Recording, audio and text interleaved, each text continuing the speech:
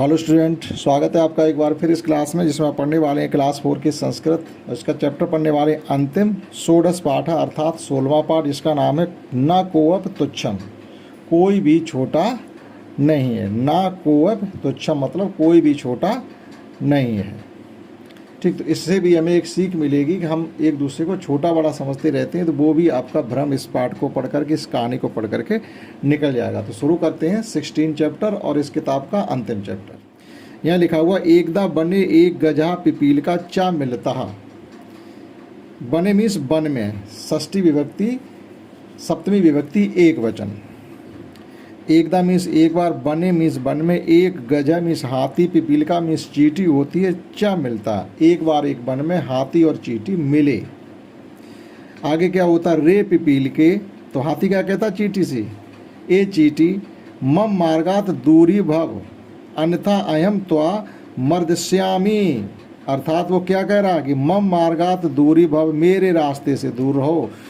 हाथी चींटी से कहता है कि मेरे रास्ते से दूर रहो, जिधर से हम निकल रहे उधर आप मत आइएगा, अन्यथा हम आपको मार डालेंगे, हमारा पैर आपके ऊपर रख जाएगा और आप मर जाएंगे। तो साफ साफ वो कह रहा है, मम मार्गात दूरी भव, हमारे रास्ते से दूर रहो, अन्यथा अहम, मैं, त्वाम, तुमको, मर्दश्यामी, मैं मार दूंगा, नहीं तो मैं तुमको मार दूंगा। ये हाथी ने चींटी से कहा। अभी क्या होता, तदैव बने तीव्र वर्षा आरब्धा। उसी क्षण क्या होता है कि वन में तेज बारिश होने लगती है। तदैव बने तीव्र वर्षा आरब्धा, तभी वन में तीव्र बारिश प्रारंभ हो जाती है।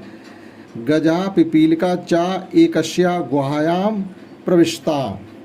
गजा मीन्स हाथी, पिपीलिका चींटी, हाथी और चींटी, एकस्याम एक, गुहायाम गुहा में, प्रवेशता मीन्स प्रवेश कर जाती है। और एक गुहा में, गुहायाम मीन्स होती है गुफा कहिएगा। जब तेज बारिश होने लगती है तो दोनों ही एक गुफा के अंदर चले जाते हैं। आगे क्या होता, तीव्र वर्षा कारणात एका विशाल शिला गुहायाम द्वारे पतिता। अभी नहीं, जैसे तेज बारिश हो रही है तो ऊपर से पहाड़ खसकते चले आते हैं, रोड बंद हो जाती है, रोड पूरी कट जाती है, या वो ऊपर से मिट्टी धंसती हुई आती है, किसी के ऊपर गिर जाती है। ऐसा ही यहाँ भी हुआ है। तीव्र वर्षा कारणात, तीव्र वर्षा होने के कारण, एका एक विशाल शिला, बहुत भारी पत्थर की शिला, बहुत भारी पत्थर की चट्टान, गुहायाम उस गुफा के द्वारे पतिता, गिरती है, यानी उस द्वार पे आके, उसके मुँह पे आके गिर जाती है गुफा के, और वह गुफा हो जाती है बंद, जैसे इस चित्र में दिखाया गया है। आगे देखिए क्या होता है, गजा अनेक प्रयत्न अपे ता शिलाम मार्गात दूरी कर्तुम न शक्नोति।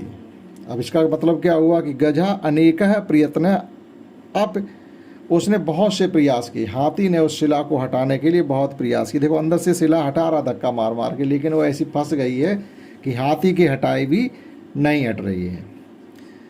ता शिलाम मार्गात दूरी कर्तुम न शक्नोति, यानी वह, उसके पास इतनी शक्ति नहीं बची कि वह उस गुफा को दूर कर पाता। अर्थात उस गुफा को, उस गुफा के मुंह से उस चट्टान को हाथी ने अलग नहीं कर पाया।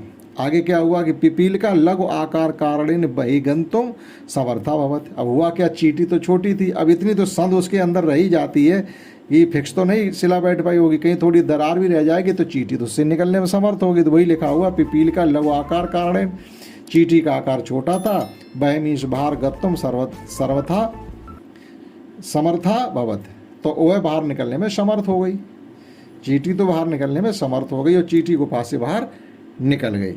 चलो अच्छी बात है, दो में से एक तो बाहर निकला। अब आगे क्या होता है, देखो चींटी और दूसरे हाथियों के पास जाती, क्या कहती, पिपील का क्या कहती, भो मित्राण, अरे मित्रों, आगच्छन्तुम आगच्छन्तु आगच्छन्तु आगच्छन्तु, आइए आइए, शिला दूरी कर्तुम सहयोगम कुर्वन्तु, उस शिला को दूरी करने में सहयोग करिएगा। मतलब अरे मित्रों आइए आइए, उस शिला को दूरी कर, उस शिला को, उस चट्टान को दूर करने में मदद करिएगा। तो पिपीलिका वनस्य अन्य पशुनाम, वनस मीन्स बन के, और बने मीन्स बन में, तो यहाँ आ जाएगा षष्ठी विभक्ति एक वचन, संबंध कारक काकी के। तो पिपीलिका वनस्य अन्य पशुनाम सहयोग सहायन शिलाम दूरी करोत। तो हुआ क्या, उस चींटी ने वन के दूसरे जानवरों के सहयोग से उस शिला को दूर कर दिया। अब देखिए जब वो हाथी बाहर निकल आया तो देखिए क्या कह रहा है, पिपील के अरे चींटी क्षम्यताम, हमें माफ़ कर दीजिएगा। देखो हाथ जोड़ करके खड़े होकर माफ़ी मांग रहा है।